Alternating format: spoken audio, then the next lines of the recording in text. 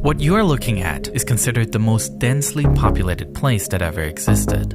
On an area of just 6.5 acres, or 4 football fields, dozens of individual buildings have merged into one solid organism that houses shops, restaurants, churches, private homes, and virtually everything that makes a city. While the outside-facing apartments get to enjoy sunlight, a vast majority are located within this block, full of dark pathways. It is a giant urban maze that attracted all kinds of people with reasons to hide. This is Kowloon Walled City. To understand just how incredibly closely packed people lived here, let's compare this city with other places. Take the East Village in New York City, located in Lower Manhattan. There's a small park in the center, but other than that, it is a pretty dense neighborhood with historic row houses and more recent large apartment buildings. Based on the 2010 US Census, just over 44,000 people live here. That results in a population density significantly higher than for all of New York City, and New York is the most densely populated city in the United States. By all means, this is a dense place. But let's compare it to Kowloon Walled City. In 1987, a survey estimated that 33,000 people live here. The density is simply astounding. And in reality, the number might have been even bigger, with some estimates going up to 50,000 people. Perhaps the strangest thing about Kowloon Walled City, however, is just how abruptly it ends. While everything is crammed into this tight block of buildings, behind the sharp walls of the city, there are relatively spaced out buildings, and even a park with sports fields. So why was everything crammed into this small block? The answer is that Kowloon Walled City wasn't part of the rest of Hong Kong, but had its own legal status. The walled city began as nothing more than a small Chinese military outpost, stationing about 10 guards. It really started to take shape more than a century later, when the outpost was expanded by the construction of a larger fort. At the same time, the nearby harbor of Canton began to gain importance. Chinese tea was a hot commodity for British traders, who purchased it in staggering volumes, allowing this region to prosper. However, the trade relationship was notably unbalanced. While the British bought large quantities of tea, the Chinese had little need for goods from Europe. To improve this trade balance, the British began to illegally import opium from India to China. This scheme proved effective, with the widespread consumption of the drug escalating rapidly. This led to an addiction epidemic, which wreaked havoc on the Chinese economy.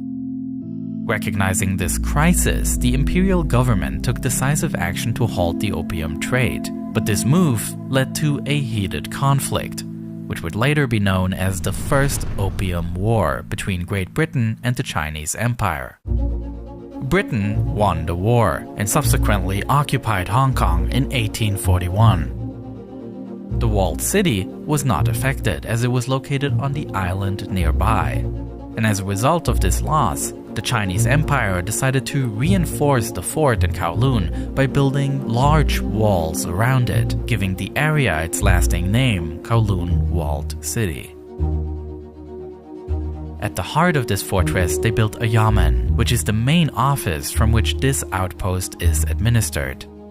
The tensions between China and Britain continued on, ultimately leading to the Second Opium War in 1860.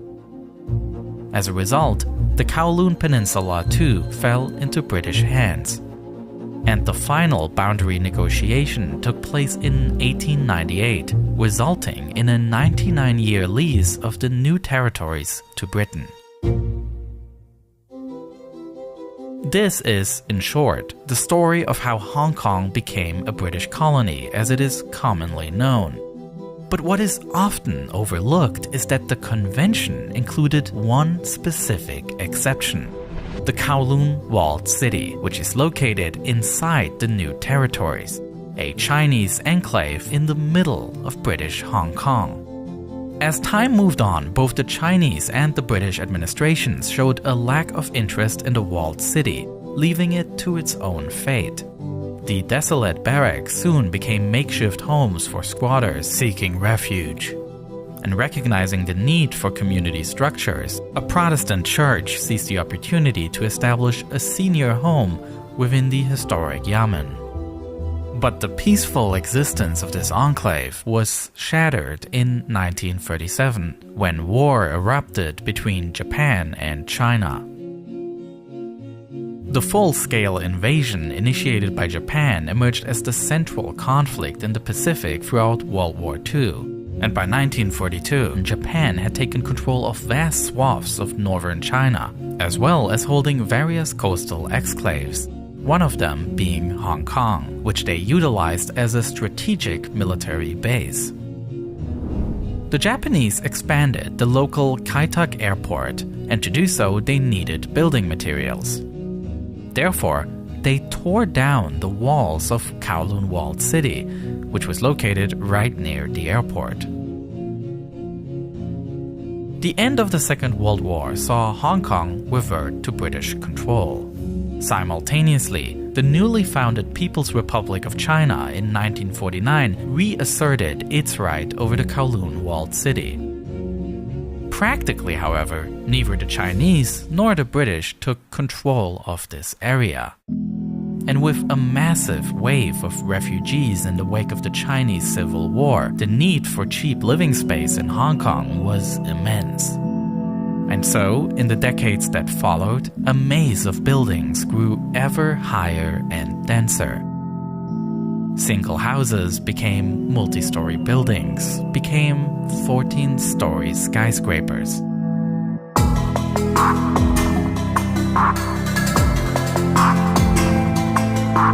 The sunlit streets turned into shaded paths until they were eventually completely blocked from sunlight.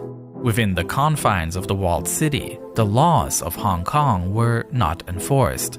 Any construction within the city proceeded without adhering to any building codes, with one singular exception. Due to the city's close proximity to Kai-tak Airport, a strict height limit of 14 stories was enforced. Kowloon Walled City was located right along the path into the airport. Landings at Kai-tak were one of a kind, with pilots navigating through Hong Kong's mountainous terrain, flying remarkably close to the walled city on final approach. The highest-priced apartments were those facing the outside, followed by those near the internal courtyard. These units offered the precious commodity of sunlight and fresh air. You could add a caged balcony to your apartment, cleverly expanding your living space. But most of the units were located inside, in extremely unhealthy conditions. This is a plan for a typical building inside the city.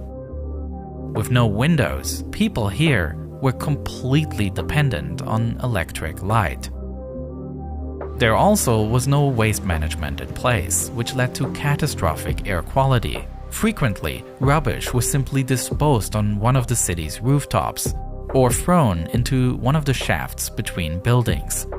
The air is said to have been constantly stuffy and polluted by the many factories that operated inside the city. As for clean water, a mere 6 official water stations served the entire city, which means residents often had to carry the water over long distances. In terms of electricity, few actually paid for the service. Instead, most residents opted to illegally tap into external cables, routing them through the city's intricate maze of narrow passageways. These harsh living conditions attracted not just those looking for a cheap place to live. The city's ambiguous legal status also attracted those who saw potential for unique business opportunities within its shadowy confines. The walled city became a popular hub for dentists. Many of those had obtained their qualifications in mainland China, but found their licenses unrecognized in British-governed Hong Kong. This rendered them unable to legally practice elsewhere in the city. The absence of regulatory oversight also allowed various workshops, such as those specializing in metal fabrication, to flourish within the city. And kitchens were selling popular food items that were outlawed in the rest of Hong Kong, such as dog meat. Generally, food production was a common business inside the city, despite the completely unsanitary conditions. It is even said that many of the delicacies processed here over the day ended up on the plates of expensive restaurants across Hong Kong later in the night. While these kinds of businesses within the walled city skirted the edge of legality, others plunged straight into the realms of serious criminal activity. Just because this city is free from the laws of Hong Kong did not mean it was a space without order. Power structures still exist, with the triads, notorious criminal gangs, controlling the city. While businesses did not pay taxes, many of them were forced to pay protection money to these groups. And the triads themselves engaged in illegal businesses, such as soliciting prostitution, opium dens, and in the later years venturing into heroin trafficking. The Hong Kong authorities found themselves in a difficult position, not wanting to let the growing addiction problem get out of hand. A permanent police presence inside the city would be an affront to China, which still claims the territory as its own. Therefore, in the mid-1970s, the authorities decided to carry out many isolated raids, with police officers storming the city for short periods of time, arresting criminals, confiscating drugs, and then leaving again. In addition, various private aid organizations established themselves, operating a kindergarten as well as a Christian missionary youth center that offers help with addiction. The historic Yamen in the middle of the city became a popular social spot, hosting public events for the city's residents. Even though the situation in the city improved in parts, it was again geopolitical reasons that ultimately ushered in the final chapter of the city. Its legal status was a result of the 99-year lease of the surrounding new territories, and it is precisely that countdown that was coming to an end. In 1984, after years of negotiations, Great Britain and China agreed on a handover of all of Hong Kong back to China. This handover was scheduled to take place in 1997, but the breakthrough in negotiations also cleared up the dispute regarding Kowloon Walled City. Despite massive resistance from the city's residents, the two governments jointly decided that the social situation, the risk of fire breaking out, as well as the fear of any of the buildings collapsing, would justify the complete evacuation and demolition of the city. With the start of the demolition in 1993, Kowloon Walled City came to an end.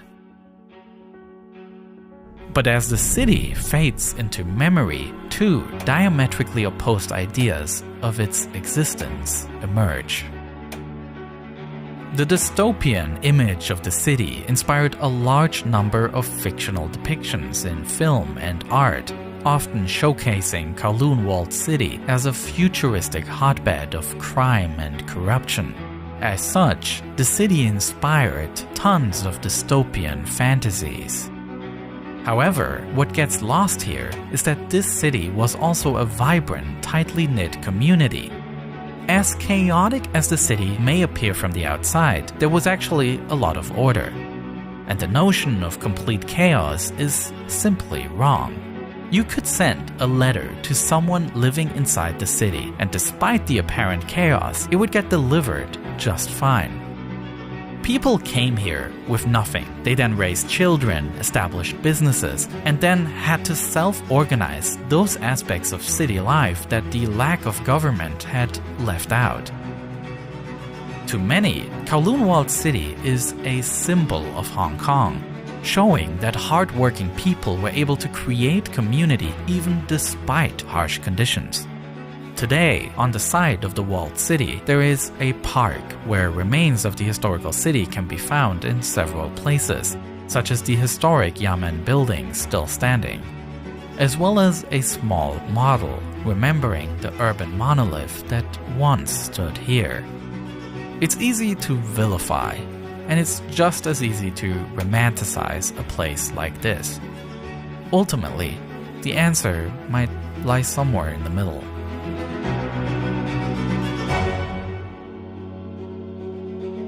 The story of Kowloon Walled City is one I've been meaning to tell for a long time because it's a story that explores the intersections of architecture, history, and culture. Looking at changes of urban places throughout the decades, I think, can be incredibly insightful to understand the world we live in.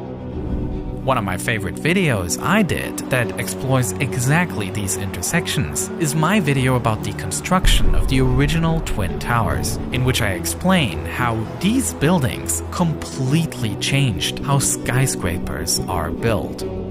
This video is part of my ongoing video series Underexposure, which also features videos about the raid on Bin Laden's compound in 2011, as well as a video about the Tenerife disaster, which was the worst aviation accident that ever occurred.